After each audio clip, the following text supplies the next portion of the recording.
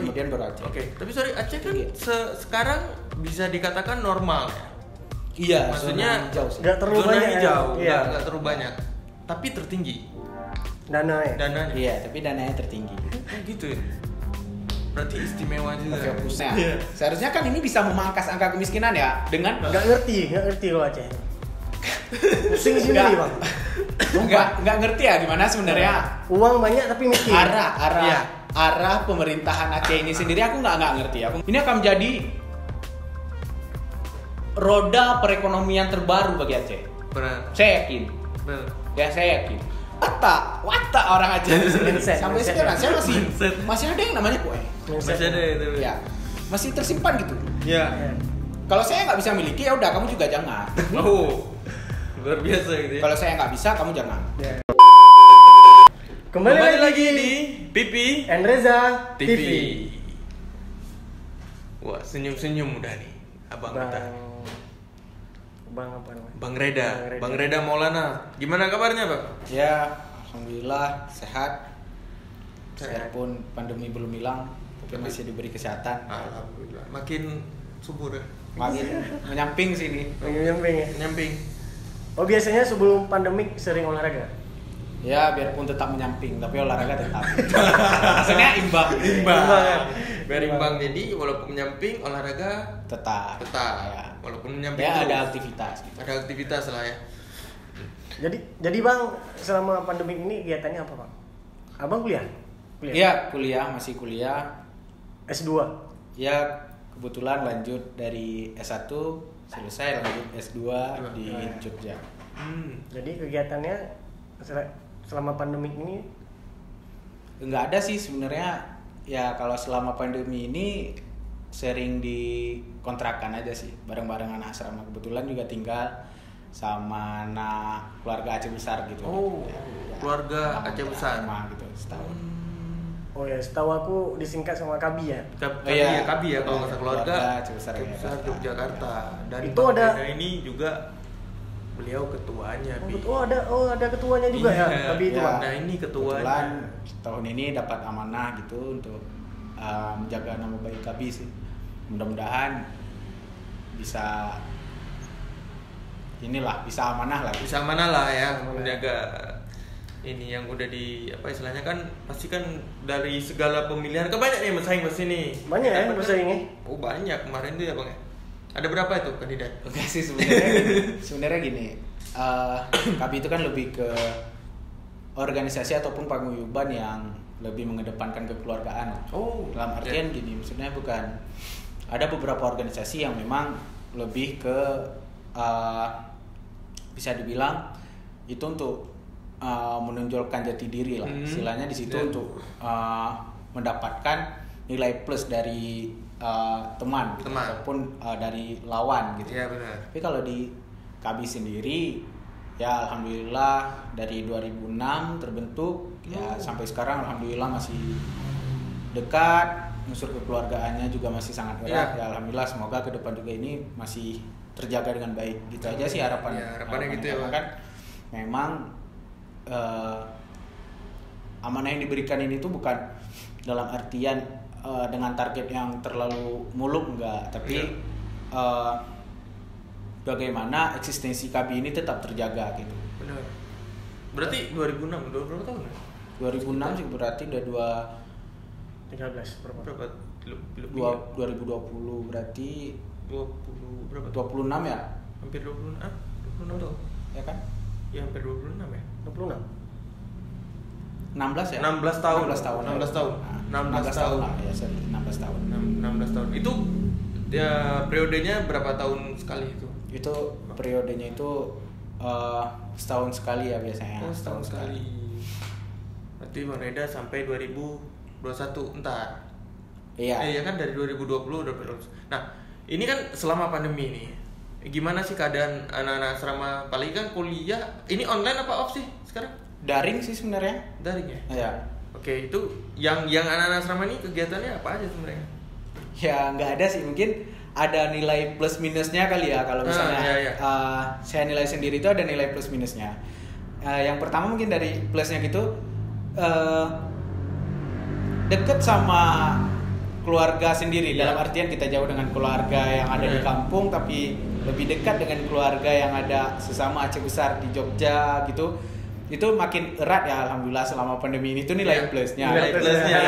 Nilai negatifnya bisa dibilang ya mungkin aktivitas agak berkurang gitu ya. Aktivitas agak berkurang, mungkin ruang gerak ya agak ruang tertutup. geraknya agak Tepatnya tertutup. ruang gerak. Benar.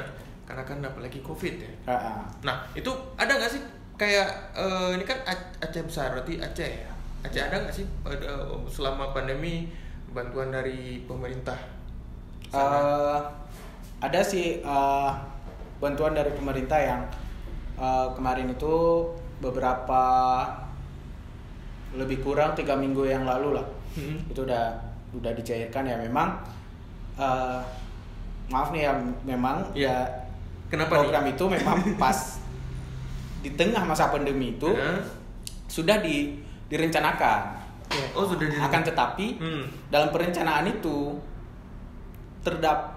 harus menunggu beberapa minggu, dan mahasiswa yang dapat bantuan itu mungkin saya sendiri ya, mungkin teman-teman yang lain juga ngerasa kalau bantuan itu yang didapat itu pas malam lebaran gitu.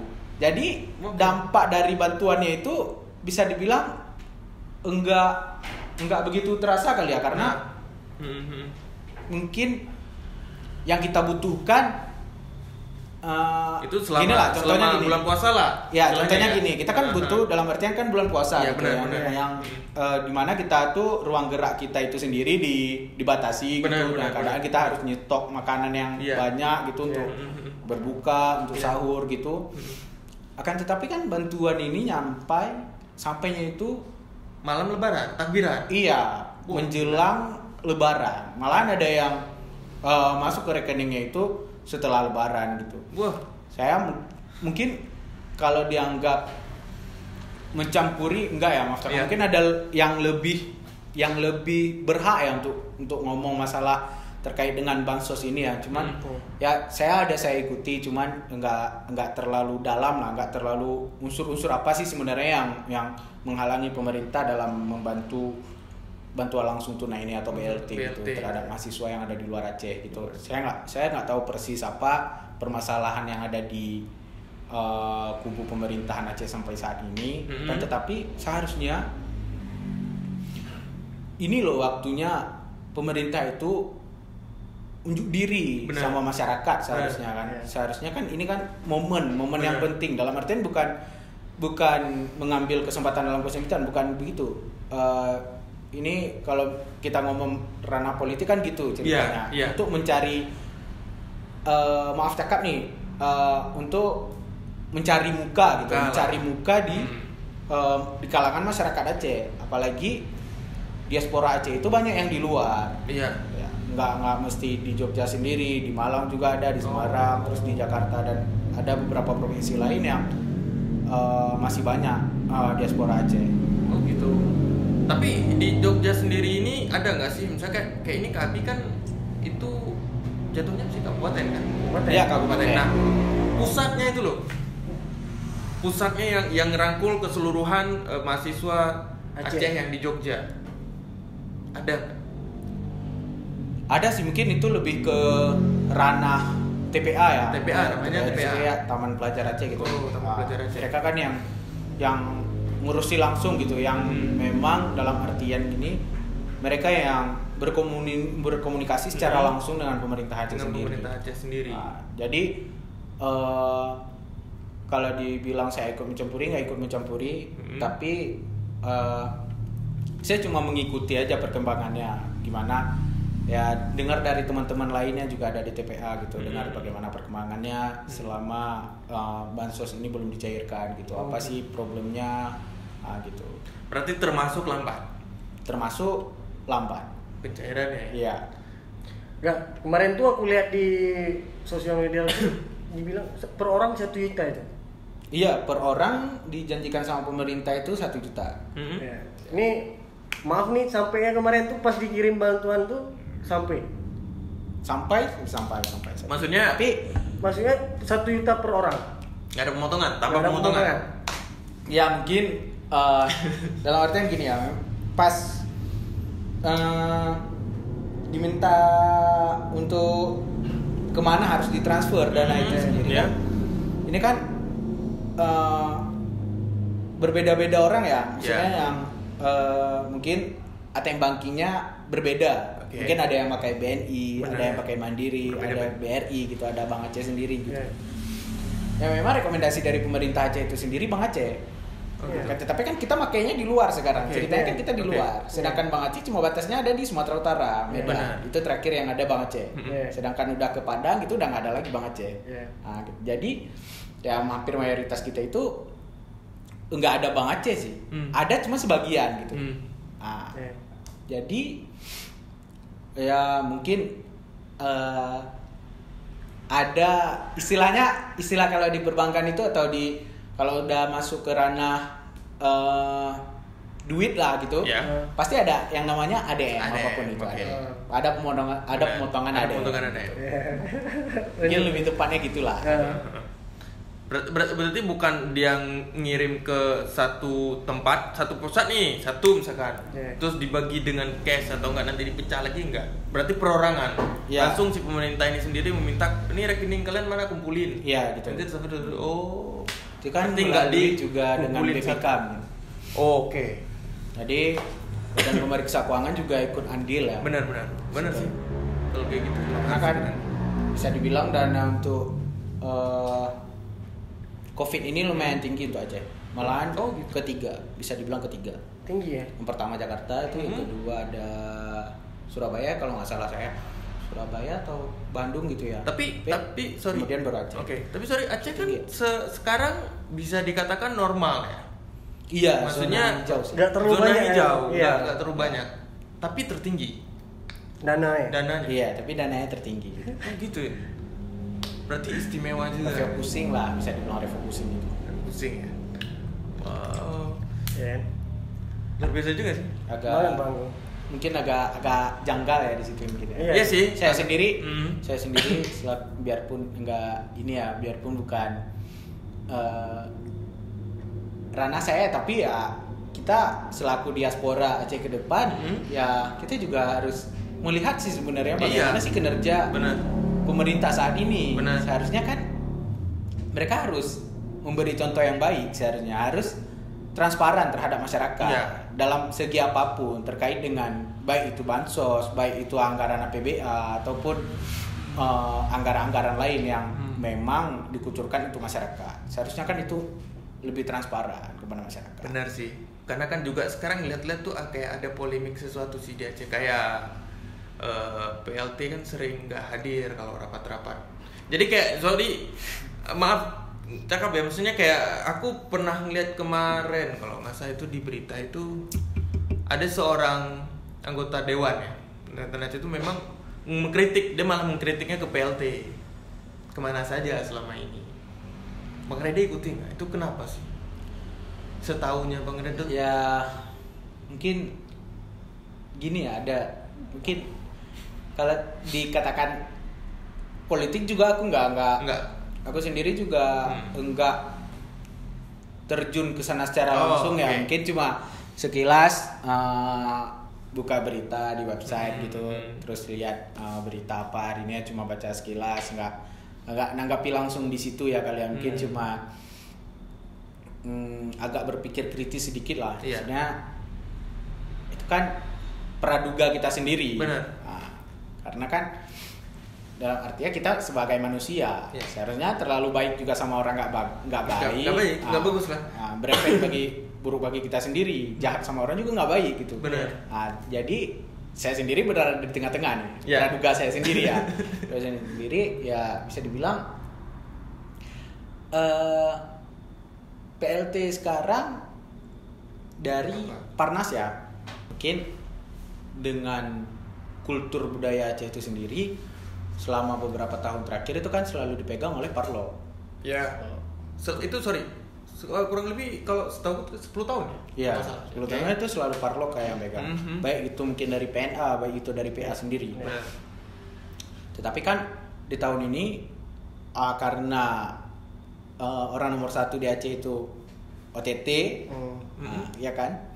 Ya kemudian kan PLT-nya kan diangkat dari wakil gitu, untuk menjabat untuk menjadi orang nomor 1 di Aceh. Iya.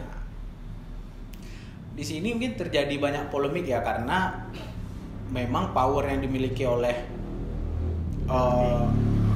Nova Iriansyah sendiri. Iya. Kalau saya lihat ya, ada segelintir oknum ini yang memang mengontrol secara langsung bagaimana gerak-gerik Nova Iriansyah. Dalam artian di sini, dalam artian begini, Nova Iriansyah sendiri itu dia cuma bisa dibilang ya cuma kepala aja gitu, kepala aja udah. Tetapi roda pemerintahannya itu ada yang lain yang jalan. Istilahnya ada yang kendalikan Ya. di balik itu semua. Berarti boneka. Ya, kalau pandangan saya ya, ini kan dalam ranah pandangan benar, saya benar, ya, bukan dalam ranah pandangan. Seperti yang saya bilang tadi, itu praduga saya sendiri. Benar. Praduga. Tapi PLT kita ini udah lama ya jadi PLT dia. Hampir Ya, 3 tahun ya. 3 tahun. Hampir, ya bisa dibilang hampir 3 tahun. Hampir 3 tahun ya. Terlepas mungkin ini kan 2022 kan udah mulai lagi pilkada Iya. Aceh sendiri, ya kan? Iya. Pemilihan gubernur. Sorry, aku Gimana? potong. Tapi katanya kan memang waktu itu dari pemerintah pusat sendiri itu kan mengadakan pemilu serentak. Ya, Kalau Aceh kan berbeda ya waktu itu. iya, Aceh kan berbeda. Berbeda kan. Nah, ada memang waktu tahun kemarin ya kalau nggak salah, pas udah pemilu kita presiden kan keluar peraturan baru bahwasanya ntar akan ada pemilu serentak. Jadi Ya. keseluruhan apakah itu nanti di tahun 2024 dong ya. Nah, apakah sisa 2 tahun itu dilanjutin? Karena kan Aceh harusnya 2022. Ya, Nah, pusat membuat peraturan bahwasanya ada pemilu serentak. Jadi keseluruhan nih satu Indonesia ya. di tahun 2024. Apakah nanti itu dari Aceh sendiri bakalan Diperpanjang. perpanjang 2 tahun masa jabatan atau memang terus di 2022? Ini kembali ke pandangan aku lagi ya. Iya, boleh, aku boleh. lagi ya. Pandangan Bang Reda tuh gimana? Pandangan abang aja. Aceh itu kan bisa dibilang salah satu provinsi yang punya nilai istimewa ya. Benar. Kemudian Aceh terlepas dari konflik antara NRI dengan GAM, kita kan punya sebuah nota kesepahaman Iya. yang ditandatangani di Helsinki. Benar. Terdapat beberapa poin yang di situ di dalam poin itu tercantum berhak untuk melaksanakan seluruh pekerjaan rumah tangga, bisa dibilang gitu. Pekerjaan Aceh sendiri bisa dilakukan dengan kebijakan pemerintah Aceh tanpa ikut campur tangan pemerintah pusat gitu. Salah satu poinnya juga yang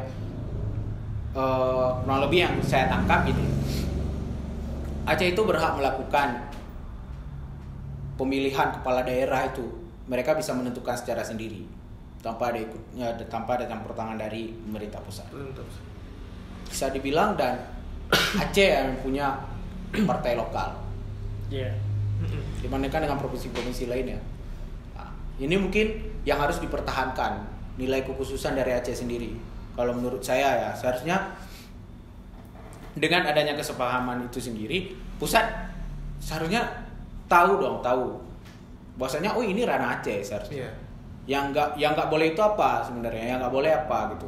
Menciptakan mata uang negara sendiri. Oke, kita tunduk ke pusat. Pusat. Kita NKRI. Oke.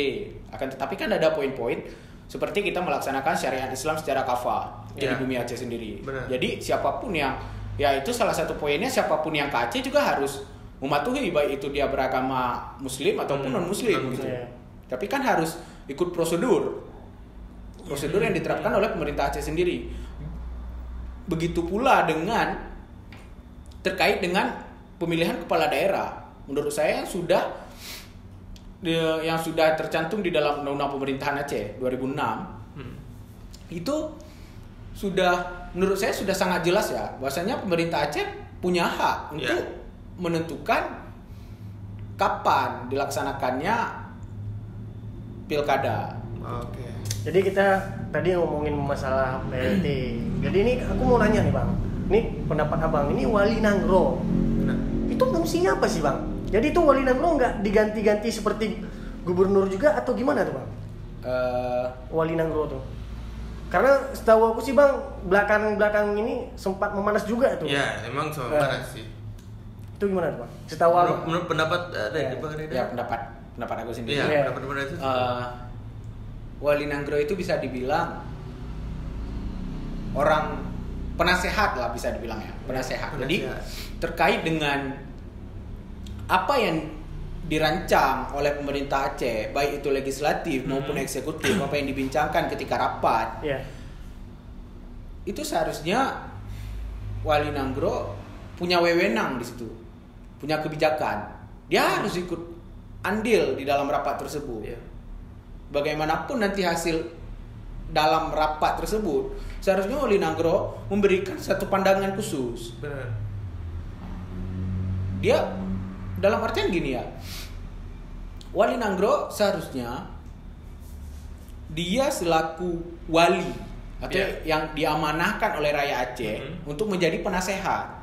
Yang diamanahkan. Ya, yang Berarti- diamanahkan dalam artian gini ya. Berarti kalau diamanahkan itu berarti dia itu dipilih oleh rakyat Aceh. Ya enggak. Diamanahkan atau mungkin gimana tuh? bisa dalam artian gini, diamanahkan itu gini ya. Diamanahkan itu enggak, karena kan Wali Nanggro Itu nggak dipilih Nah, berarti. sorry, gini.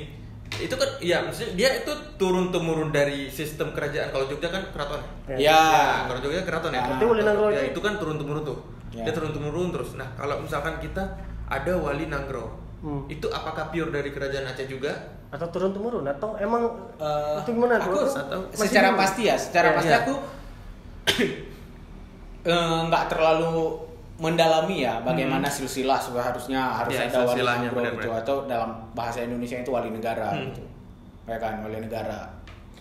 Aku tidak terlalu mendalami soal itu, akan tetapi pandangan aku sendiri seharusnya Wali Nanggro punya kebijakan-kebijakan. Benar.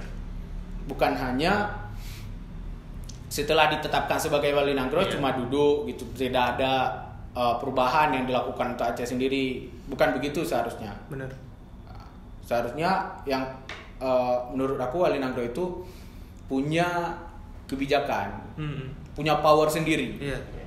Dia selaku penasehat bagi pemerintah Aceh. Ketika pemerintah Aceh ingin melakukan sebuah perubahan untuk Aceh dan melibatkan Wali Nanggro dan melibatkan orang-orang DPRA, orang-orang yang ada di eksekutif, ini yang menjadi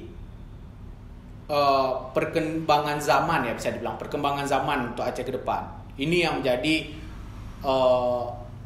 bisa dilihat dari masyarakat, bagaimana sudut pandang masyarakat Aceh ke depan ini Ya. di sini dari 3 komponen ini, Benar. Wali Nanggro, legislatif dan eksekutif. Ini seharusnya menjadi bisa dibilang kemana seharusnya Aceh ini ke depan. Benar. Dari sini, dari 3 unsur ini, dari 3 komponen ini, lebih kurang bisa menggambarkan apa sih tujuan Aceh ke depan dengan masih tersisanya APBA, dengan masih diberikannya APBA, apa yang seharusnya Aceh lakukan ke depan, sehingga angka kemiskinan yang masih tercatat di Kemiskinan Aceh itu ya? ya enggak di Sumatera dulu ya. Di Sumatera Sumatera. itu masih aku Termiskin. lihat itu di data 2019 di dalam BPS, Ya. Badan Pusat Statistik ya. Angka kemiskinan di Aceh itu kita cuma unggul 1 angka di Bengkulu. Yang notabene nggak punya APB, nggak punya anggaran pendapatan belanja daerah ya. Daerah. Bengkulu. Kita di Sumatera aja kita baru nomor 2 dari bawah ya, bukan dari atas. Biarpun ada pengurangan. Iya. Ya, ya. Mungkin kalau aku lihat ada beberapa pandangan ya, dari nggak dari komponen elemen pemerintah ya, mungkin dari sesama mahasiswa yang ada di Jogja ketika ada bincang-bincang sederhana di suatu perkumpulan. Iya. kadang ada timbul pertanyaan. Sebenarnya angka kemiskinan itu dinilainya dari apa? Apa dari pendapatan, apa dari segi banyaknya pengangguran di suatu daerah. Kalau menurut aku, dengan anggaran yang sebegitu besar bagi Aceh yang mencapai triliunan, seharusnya ini yang menjadi pengurangan angka kemiskinan di Aceh, bukan malah semakin tinggi angka kemiskinannya. Seharusnya kan ini bisa memangkas angka kemiskinan ya dengan nggak ngerti kalau Aceh itu. Pusing sendiri bang. Nggak ngerti ya gimana sebenarnya. Uang banyak tapi miskin. Arah pemerintahan Aceh ini sendiri aku nggak ngerti. Aku juga kurang paham kali ya. Maksudnya sebenarnya apa sih tujuan dari pemerintah Aceh saat ini? Anggaran sebegitu besar. Mungkin dari segi aku lihat ya. Nih, mungkin dari dana segini turun buat dipatok dikit, turun lagi dipatok-patok terus sampai kecil. Mungkin kita kan nggak tahu. Mungkin aku nggak suzon dulu ya. Aku nggak suzon dulu ya terhadap pemerintah Aceh karena kan ya mungkin ya. Tapi kan sekarang fakta yang kalau dibilang Alip juga enggak gitu. Alip juga enggak. Kita manusia punya sisi khilaf. Namanya juga manusia ya. Tapi kan fakta yang sekarang kita lihat seperti itu. Iya, maksudnya anggaran yang dicomot itu yang seharusnya hak masyarakat, seharusnya harus dialihkan ke sini. Seharusnya itu sebenarnya menjadi prospek cerah ya bagi pemerintah Aceh. Seharusnya bisa mengurangi angka kemiskinan. Itu suatu kebanggaan loh. Dengan adanya yang orang bilang di luar Aceh itu, yang orang ngomongin, masa sih Aceh jadi provinsi termiskin di Sumatera? Itu kan jadi hal yang saya rasa sendiri malu seharusnya ya, karena kalau untuk dibela juga nggak tahu bela dari segi apa. Juga kita punya anggaran yang melimpah triliunan gitu. Setiap tahunnya kita punya dana yang melimpah. Malahan ketika akhir tahun kita selalu punya dana sisa yang harus dikembalikan ke pusat, bukannya dihabiskan. Kita selalu punya dana sisa. Seharusnya kan ini harus dihabiskan. Ini kan dana pusat. Benar. Sedangkan provinsi lain coba dong misalnya jadi mikir ini apa sih yang harus dibuat bagi Aceh, buat lapangan kerja gitu, buat sebuah industri gitu. Jadi di sini masyarakat lebih efektif, punya penghasilan gitu. Wisatanya dikasih bagus. Atau mungkin dari segi wisata gitu, dari segi aku selaku orang Aceh sendiri bersyukur ya, karena sampai saat ini tuh kita belum kekurangan ya, aku rasa sendiri kita belum kekurangan. SDM kita cukup banyak, di SDM kita cukup banyak, terus SDA juga kita cukup banyak. Limpah malah. Cuman cara pengelolaannya itu loh yang seharusnya dibenahi. Benar. Yang layak untuk dipertahankan, yang punya basic di situ seharusnya itu digenjot, digembleng jadi lebih baik. Benar. Bukan ditekan. Ketika mungkin kita harus belajar dari provinsi lain, ataupun yang bisa dibilang pemerintah Aceh itu sendiri banyak yang namanya kunjungan kerja. Kunjungan kerja ini seharusnya bukan untuk menghabiskan dana anggaran seharusnya. Ini menjadi bisa dibilang sebuah pelajaran ataupun ilmu tambahan lah. Dalam artian gini, ketika ada sisi positif dari provinsi lain yang memang yang patut kita contoh, kita seharusnya bisa mencontoh bagaimana provinsi lain itu meningkatkan perekonomian di daerahnya, bagaimana mereka melestarikan kebudayaan tanpa ada nilai-nilai rasisme gitu. Mungkin Aceh itu terlalu syariah, makanya ekonomi susah untuk naik, atau gimana Pak? Kan Aceh dikenalnya tuh mungkin kalau dibilang syariah kali ya, dibilang syariah 2018 tapi ini baru disahkan ya. Permen nomor 11 tahun 2018 pemerintah Aceh itu baru mensahkan kanun terbarunya. Kanun terbarunya itu yang poinnya itu gini, seluruh lembaga keuangan yang ada di Aceh, baik itu bank maupun non bank, harus mengkonversi akunnya itu ke dalam bentuk syariah. Iya. Mungkin agak ya gimana ya bisa dibilang ini. Memang penerapan syariat Islam udah, tetapi kan udah benar sih di Aceh. Iya. Ya kan? Maksudnya penerapan syariat Islam harus gitu, harus. Karena kita yang selalu digadang-gadang, yang selalu dibangga-banggakan oleh masyarakat Aceh itu, ya Aceh ya negeri Serambi Mekah gitu, bumi Serambi Mekah gitu. Negerinya para ulama gitu. Dengan beribu pondok gitu, baik itu yang salafi maupun yang modern gitu ya. Akan tetapi dari segi untuk meningkatkan ya, aku nih ngomong dari segi ekonomi ya. Kalau untuk meningkatkan perekonomian, mengatasi kemiskinan, seharusnya kita harus lebih profesional ya. Dalam artinya gini, ketika kita punya SDA, ketika kita tidak mampu mengelola itu dengan baik dan ada investor yang harus kita datangkan untuk Aceh, seharusnya kita harus terima dulu. Benar. Jangan langsung menolak. Apa sih prospek dari investor itu sendiri? Apa yang mereka cari di Aceh? Oh ini untuk mengembangkan SDA gini. Oh ya gini. Kita jangan terlalu tertutup dengan mengedepankan nilai-nilai syariah ini. Benar. Tanda kutip syariah ini sangat berpengaruh. Iya, emang. Iya sih. Jujur ya, karena dosen saya sendiri, saya nggak sebutin namanya, beliau ngomong gini dalam kelas saya. Ada salah satu hotel milik kampus saya, itu di dekat di Jogja juga. Iya di Jogja ya. Oke. Dulunya pas beliau sebelum diangkat menjadi manajer ya, itu masih ada hotel syariah. Oh gitu. Di ujungnya hotel syariah. Saya nggak bilang hotel syariah. Saya nggak bilang namanya. Tapi di ujungnya ada syariah. Terus beliau ngomong gini, beliau bilang itu akan berdampak bagi orang yang akan masuk ke hotel. Ketika orang berada di luar dan orang itu mau menginap atau bermalam di hotel tersebut, orang akan baca hotel berprinsip syariah. Yang notabene ya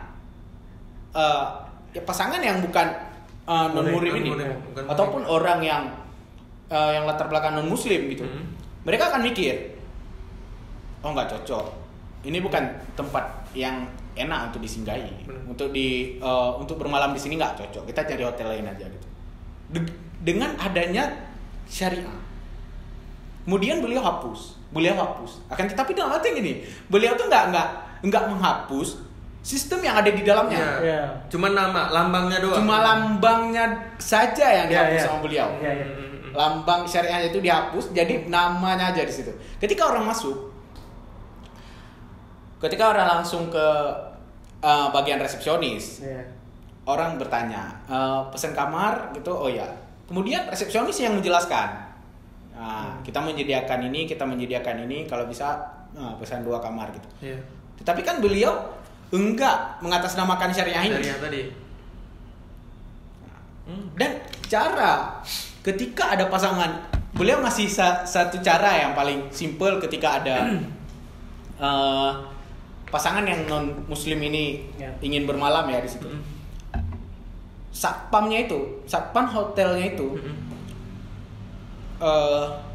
langsung bilang ketika ada gerak-gerik yang agak mencurigakan, satpamnya itu nggak langsung gimana ya? Langsung negur atau apa? Nggak langsung negur gitu. Satpam itu malahan bilang gini, maaf ya mas, hotelnya penuh. Oh berarti dengan dalih hotelnya penuh.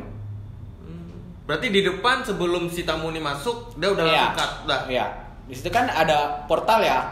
Portal ya. Jadi kan satpam langsung keluar, langsung ngomong ke calon tamu ini, bilang gini, maaf mas ya, hotel kita penuh. Kalau misalkan gelagatnya mencurigakan. Iya. Ada gelagat yang mencurigakan dari para tamu gitu. Kembali lagi ke Aceh. Ini ekonomi Aceh gimana nih bang? Mungkin ya aku baru-baru ini juga ada baca ya mungkin di website gitu ya, di salah satu surat kabar online yang di Aceh itu ada salah satu investor yang namanya aku agak lupa yang CEO-nya, tapi lebih jelasnya dia punya perusahaan di bidang kontainer itu peti kemas. Itu yang kalau nggak salah itu tempatnya itu di daerah kawasan Aceh Besar, di daerah kecamatan Masjid Raya itu.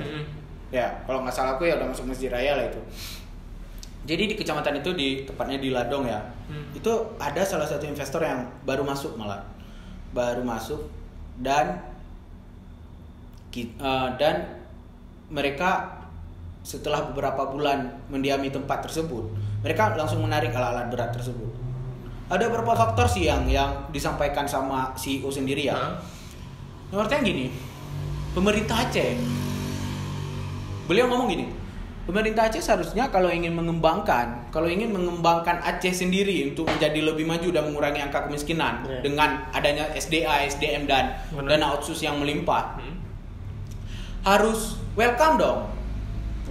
Harus silakan. Benar. Ya, kita kan sekarang kita punya SDA, tetapi kita tidak punya power untuk mengelola SDA. Jadi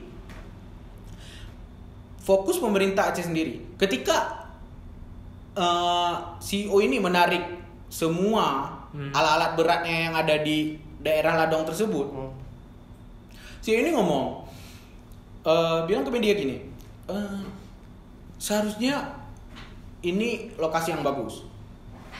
Kita punya banyak peti kemas di Masjid Raya, di daerah kecamatan Masjid Raya. Jadi di situ investor enggak mendapatkan sumber daya air yang mencukupi.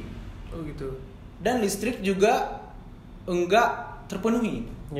Jadi ini yang bisa jadi mungkin salah satu faktor kecil ya. Mungkin bilang itu kan permasalahan yang sangat kecil ya. Benar. Dan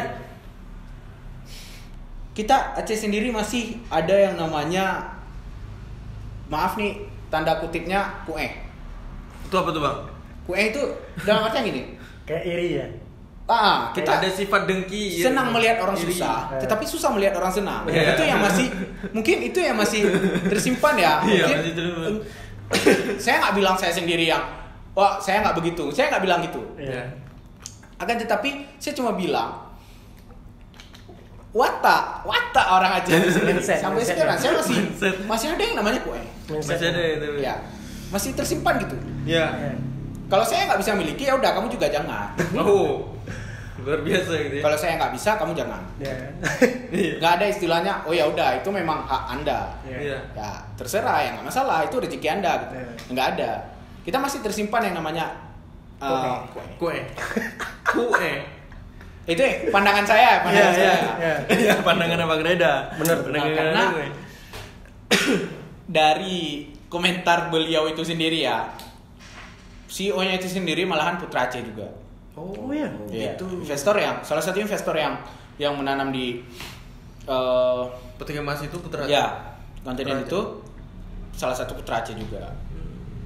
Beliau malahan CEO-nya ini kecewa sih dengan sikap pemerintah Aceh, karena bagaimana sih mau melihat Aceh itu lebih maju sedangkan kita tidak mendatangkan investor. Benar. Seharusnya dalam artian gini, kita kan punya aturan tersendiri ya. Aceh itu punya 3 lokasi untuk lokasi industri.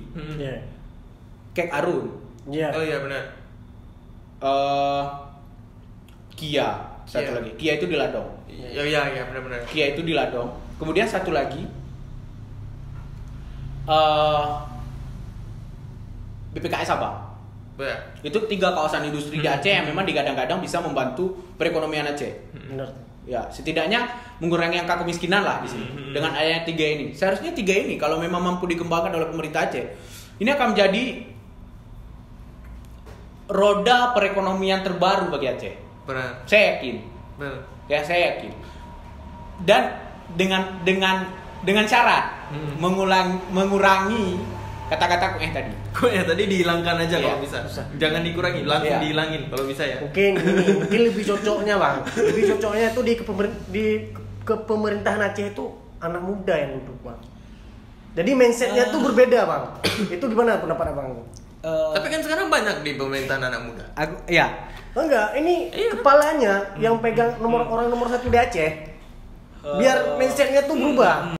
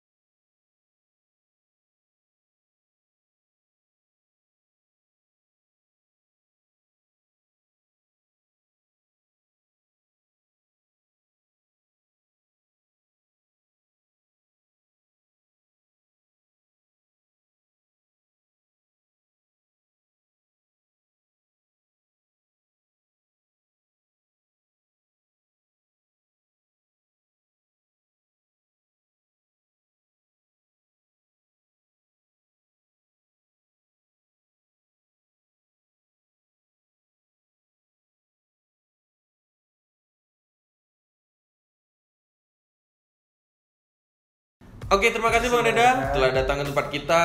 Kita juga dapat ilmu ya, Pia. Dapat ilmu baru. bermanfaat dari Bang Reda. Bermanfaat juga ini. Ya. Tapi di balik ini kita harus main sharing nih di luar Sharing. ini. Ya. Pasti kita ketemu ngopi-ngopi lah, ya kan? Oke, bagi kalian jangan lupa download aplikasi Lom di Play Store karena ada apa, Pi? Karena di sana tersedia kamar yang unik dan menarik. Tentunya Lom ini banyak diskonnya. Ya.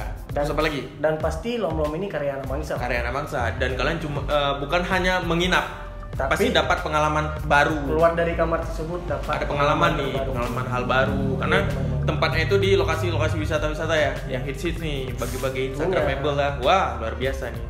Jangan lupa ya, pokoknya terus jangan lupa subscribe, like, Komen dan share video ini dan nyalakan loncengnya. bye. Bye.